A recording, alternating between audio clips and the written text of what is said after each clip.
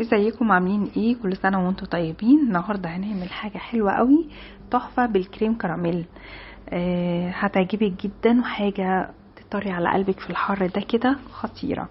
نقول بسم الله الرحمن الرحيم ونبتدي. عندي هنا هوت المقادير بتاعتي: كوبايه لبن، عندي كاكاو خام. الكاكاو الخام ده انا هستخدم من معلقتين ل3 معالق كبار. وعندي بسكوت انا جرشاه او زي ما انت شايفه كده، وعندي بسكوت سليم زي ما هو، وعندي حليب او لبن ده زيادة انا عايزاه. وطبعا الكريم كراميل، وممكن استخدم الكراميل بتاع الكريم كراميل، وممكن ما استخدمهوش. انا دلوقتي جايبة صينية، اي صينية انت حابة تقدمي فيها. هبل البسكوت بتاعي سادة بالمية باللبن زي ما انت شايفة كده اهو. هفضل اكمل بقى كل الصينية. اول طبقة دي هتبتدي هي البسكوت بتاعي، تمام؟ زي ما انت شايفه اي نوع بسكوت، اي نوع بسكوت انت حباه. بسكوت ساده، بسكوت بكراميل زي ما انت حابه، لوتس عادي برضو شغال، اي بسكوت انت حباه. بس انا هكمل الصينيه دي كلها.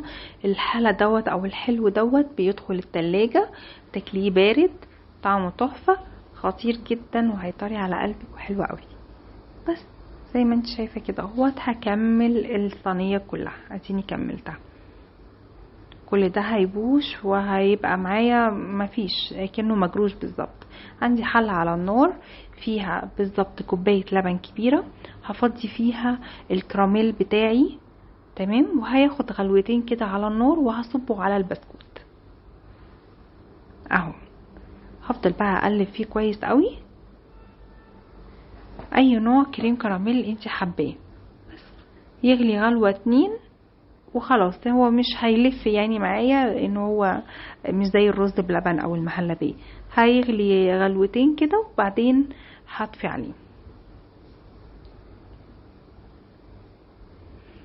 عايزه تقليه عن كده ممكن تزودي باكو كمان زياده، ما فيش مشكله.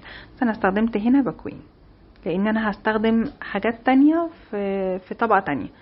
دي بقى طبقه تانية هستخدم فيها كوبايه لبن صغيره، هحط عليها باكو كريم كراميل، وهحط كمان معلقه كبيره من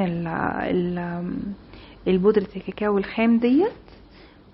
بصي، البودرة ديت على حسب درجة الكاكاو او درجة الشوكولاتة بتاعتها، تمام؟ عايزة تبقى الطبقة بتاعتك اغمق، خدي زودي زي ما انت عايزة. انا بدوبه كده الشوكولاتة، ولو انا حسيت ان هي فاتحة بروح مزودة تاني. هنا الكريم كراميل حطيته، هحط عليه البسكوت اللي انا حطيته على النار، هحطه في الخلاط وهضرب معاه البسكوت دوت. انتي ممكن تستبدلي البسكوت اللي بالشوكليت ده او بالشوكولاته دوت ببسكوت ساده عادي خالص، هيبقى شغال معاكي. بس انا البسكوت ده هيديني طبقه كده لونها كاكاو فاتح كده، درجه افتح من الدرجه اللي هي اخر فتحه، اخر طبقه خالص، زي ما انتي هتشوفيها دلوقتي. دي الطبقه الاولانيه اللي انا ضربتها في الخلاط، تمام؟ مع البسكوت الشوكليت. عايزه تسيبي البسكوت الشوكليت دوت ده خالص وتاخدي منه بسكوت ساده خالص بدل الشوكليت عادي. هنا هو برضو اهو، دي انا زودت فيها الشوكولاته او الكاكاو خلت لونه زياده عندي اهو زي ما انت شايفه، تمام؟ خليته اغمق شويه او دارك شويه. بس اهو هاخده على النار الفه برضو شويه.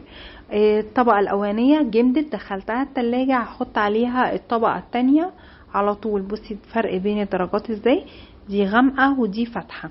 الطبقه اللي تحت فاتحه عشان انا حطيت ضربت الكريم كراميل مع البسكوت بالشوكولاته. وبعدين حطيت بقى زي ما انت شايفه كده الطبقه التانية الغامقه. انا خليتها غامقه شويه عن الطبقه اللي تحت، زودتها فيها الكاكاو، تمام؟ بس كده. واروح مغطيها بالاسترتش واحطها في التلاجة تجمد. اخر طبقه دي بقى اللي عندي هي تجمد.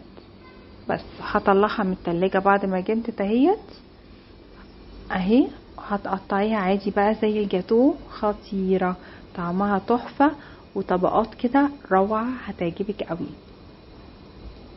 قطعيها بقى مكعبات صغيرة، مكعبات كبيرة، زي ما انتي حابة، هتطلعلك زي قطعة الجاتو روعة، تعجب الولاد وتبسطهم، وحاجة ساقعة طري على القلب كده خطيرة.